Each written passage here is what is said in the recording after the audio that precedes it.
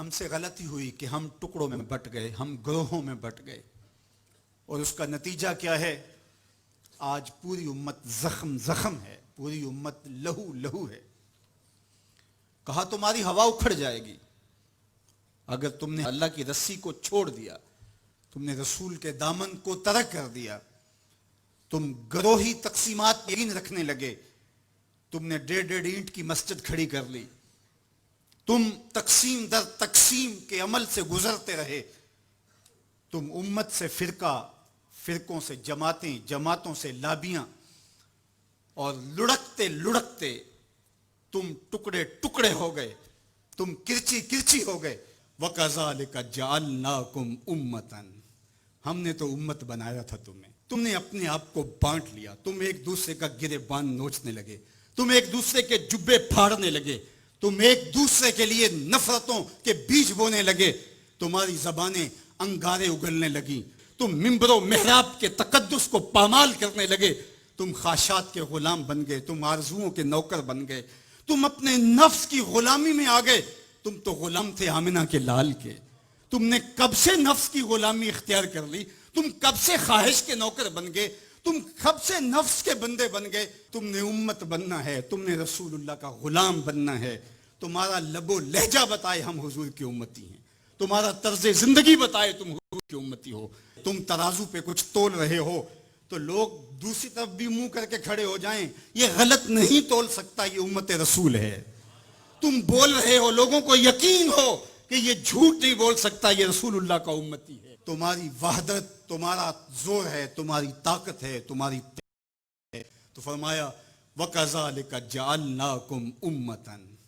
ہم نے تو امت بنایا تھا تمہیں۔ آج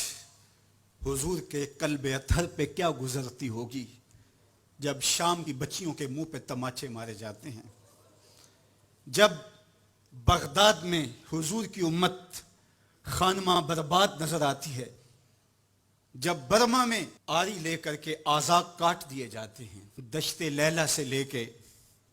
کندھار تک، غزہ سے لے کے کشمیر تک لاشیں ہی لاشیں بکھری ہوئی نظر آتی ہیں، بستی بستی، کریا کریا، صحرا صحرا خون، امت والے، امت کا ہے کتنا سستا خون۔ شام، قدس، کشمیر اور برما، کس کس کا احوال کہوں، ہر سو زخمی، ہر سو لاشیں، ہر سو بہتا خون، امت والے، امت کا ہے کتنا سستا خون۔ آج امت لہو لہو ہے، اس پوری کائنات میں 1 انچ بھی جگہ ایسی نہیں ہے جہاں آتش و آہن برستا ہو اور وہ کفار کی سرزمین ہو۔ جہاں بھی خون بہتا ہے وہ بستی مسلمانوں کی ہے، جہاں لاشیں گرتے ہیں وہ گھر مسلمانوں کا ہے، جہاں عصمتیں لٹتی ہیں وہ خطہ مسلمانوں کا ہے۔ یہ ہمارے گناہوں کی سزا ہے جو ہم کاٹنے پہ مجبور ہیں، اور جب تک ہم امت نہیں بنتے تب تک رسوائیاں ہمارا مقدر ہوں گی۔ قوت عشق سے جب دہر میں اجالا نہیں ہوتا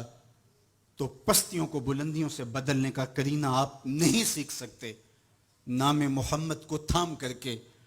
امت کی وحدت کے تصور کو اجاگر کر کے، حضور کا پاکیزہ وجود جو امت کی وحدت کا ضامن ہے، اس سے بے لوث محبت کا رشتہ اور الفت کا ربط جب تک مضبوط نہیں ہوتا تب تک ہم ان مشکلات سے کبھی بھی نہیں نکل سکتے۔ 1000 فلسفے تراش لیں، 1000 منطقیں بگھار لیں، لیکن کوئی نتیجہ نہیں ہوگا۔ تمہیں نتیجہ تب ہی ملے گا جب حضور کے قلب اطہر کو آرام پہنچاؤ گے، جب امت بن جاؤ گے، جب حضور علیہ السلام سے وابستگی اپنا شعار زندگی بنا لو گے، تو پھر دہر میں اجالا اور روشنی حضور علیہ السلام کے نام کے صدقے سے نصیب ہوگی، اور